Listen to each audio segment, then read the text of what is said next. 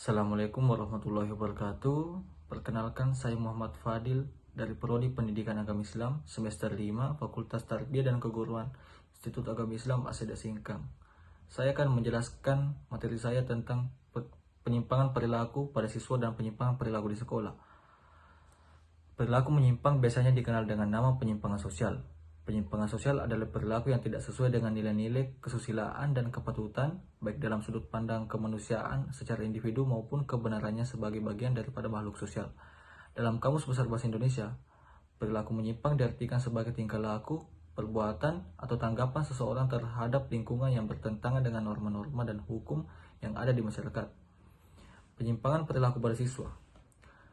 Seorang siswa dikategorikan mempunyai perilaku menyimpang apabila ia menunjukkan gejala-gejala penyimpangan daripada perilaku yang lazim dilakukan oleh anak-anak pada umumnya. Perilaku menyimpang sebagai perilaku yang tidak berhasil menyesuaikan diri dengan kehendak masyarakat. Kemudian bentuk-bentuk penyimpangan perilaku pada pelajar. Secara umum, penyimpangan perilaku pada pelajar terbagi dalam 3 tahapan, yaitu penyimpangan ringan, penyimpangan sedang, dan penyimpangan berat. Penyimpangan ringan seperti bolos sekolah, mencontek saat ulangan, mengganggu temannya sedang belajar, dan tidak mengerjakan PR. Kemudian penyimpangan sedang, misalnya mencoba-coba merokok, minum minuman keras, dan asusila. Umumnya, penanganan penyimpangan perilaku ini harus dimulai dengan bimbingan secara kontinu dan pemantauan secara berkala. Yang terakhir, penyimpangan berat. Misalnya kecanduan narkoba, hamil di luar nikah, tawuran pelajar dengan menggunakan senjata tajam, dan tidak kriminalitas. Penanganan selain oleh sekolah juga dapat melibatkan aparat kepolisian. Yang harus dilakukan atau diperhatikan dalam penanganan kasus di sekolah adalah maksud dan tujuan dari penanganan kasus tersebut. Pihak-pihak yang menangani kasus-kasus di sekolah pada awal penanganan harus menjauhi dulu pikiran untuk mengeluarkan siswa dari sekolah. Pilihan mengeluarkan siswa dari sekolah bukan tujuan dari penanganan kasus. Mengeluarkan siswa bermasalah dapat menciptakan masalah sosial baru di masyarakat atau dapat menyebabkan siswa itu melakukan tindak penyimpangan yang lebih jauh lagi. Sebagai luapan perasaan karena merasa tersisih dan tidak diterima lagi di dunia pendidikan. Fokus tujuan utama yang harus dimiliki guru adalah bagaimana membuat siswa menjadi lebih baik, menyadari kesalahannya, memahami adanya konsekuensi atas perbuatannya di masa sekarang dan masa yang akan datang. Dalam mengatasi penyimpangan perilaku siswa di sekolah dapat melalui pendekatan. Yang pertama, pendekatan disiplin dengan hukuman. Yang kedua, pendekatan bimbingan konseling. Pendekatan disiplin dengan hukuman. Pendekatan ini dilakukan untuk meluruskan penyimpangan yang dilakukan siswa agar siswa menyadari bahwa perilakunya adalah menyimpang. Akibat dari perilakunya tersebut, maka siswa diajak untuk memahami bahwa setiap pelanggaran akan mengakibatkan timbulnya sanksi. Sanksi yang diberikan sekolah harus sanksi yang bersifat mendidik.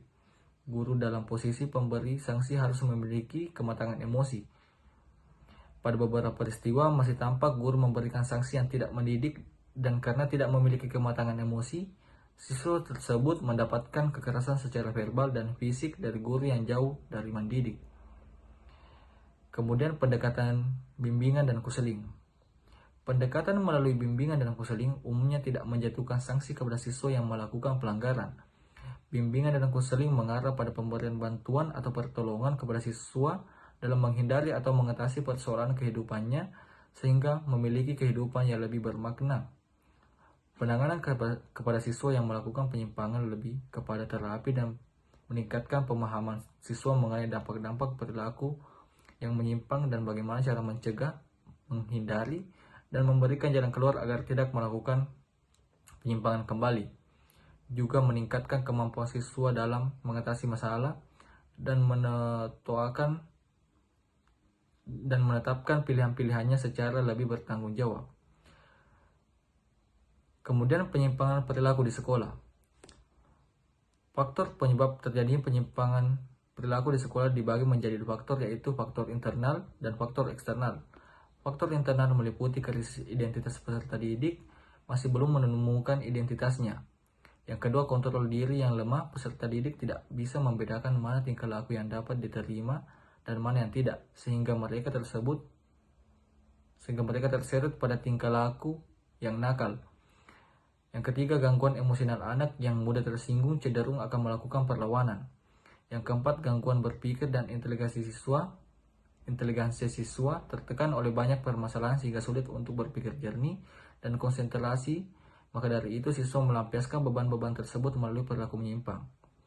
Yang kedua, faktor eksternal yang meliputi anak kurang mendapatkan kasih sayang dari orang tua sehingga dia mencari itu di luar rumah. Kurangnya pengawasan sekolah terhadap peserta didik serta aturan sekolah yang terlalu mengekang untuk siswa. Kemudian kurangnya pengawasan dari para tokoh masyarakat ataupun anggota masyarakat terhadap remaja. Adapun cara mengurangi penyimpangan perilaku di sekolah. Yang pertama, dengan pembinaan kepada siswa yang bersangkutan.